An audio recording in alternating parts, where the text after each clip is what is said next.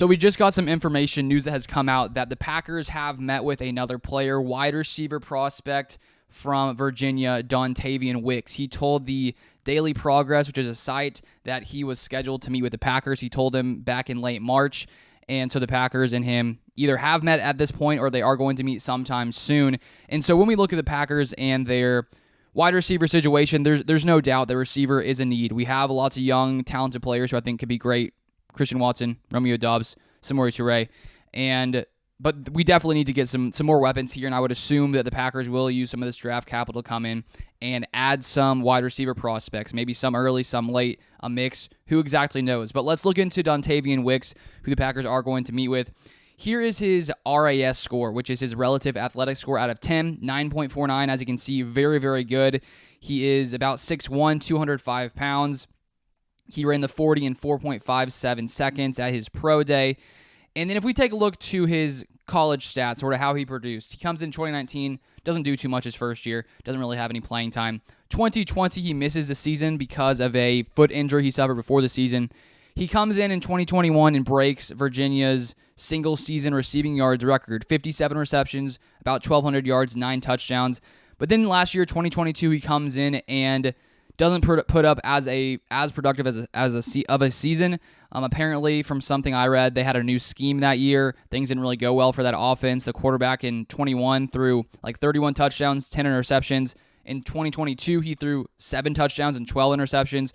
So this offense just was not good, and because of that, he didn't produce as highly as he did back in 2021. And I was seeing some people said that before this season, some thought he could go maybe end of round 1, round 2, but now, because of his 2022 season, he seems to be more of a mid to late round pick, according to most people. And if I throw up right here, this is from NFL Draft Buzz, which shows his average rank among different draft sites. As you can see, average rank overall 125.6 among receivers, 20th. But as you can see too below here, there's a discrepancy between lots of these sites and how they sort of view this player.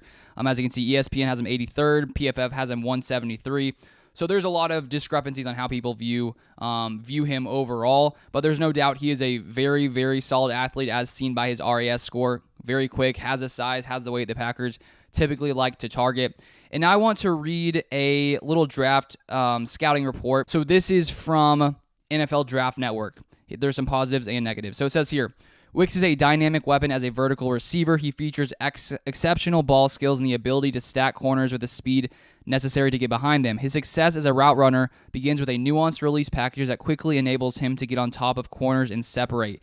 His ability to win down the field enables him to threaten his stems with vertical push, and it opens up so much for him as a route runner. He does well to vary his pace and run deceptive routes. He has top-tier ball skills. His ability to locate, track, and adjust is outstanding. He has shown the ability to dominate in contested situations.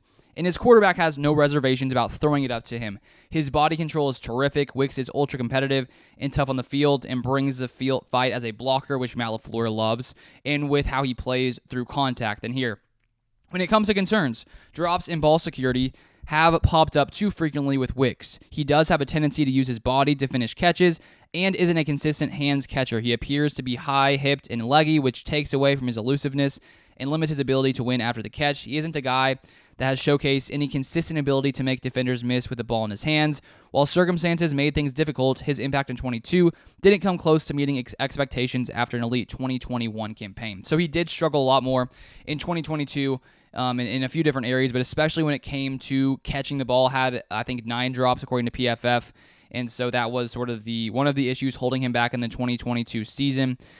But the Packers do like to target these highly athletic players. There were even concerns, we know, of Christian Watson in his first season, or coming out of college, there were concerns about Christian Watson because he did have a problem dropping the ball. We saw that happen. Week 1, comes in, drops that beautiful pass from Rodgers. Would have been a touchdown on his first play, drops it. And he struggled with drops until he started to pick things up later in the season.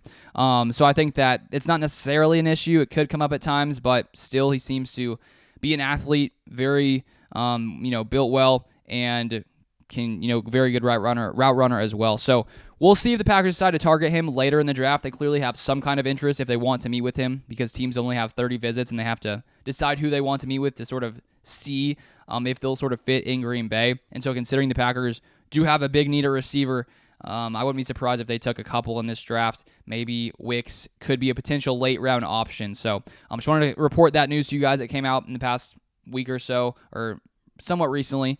And if you guys want to stay up to date with all Packers news, feel free to subscribe down below. And I'll see you guys next time.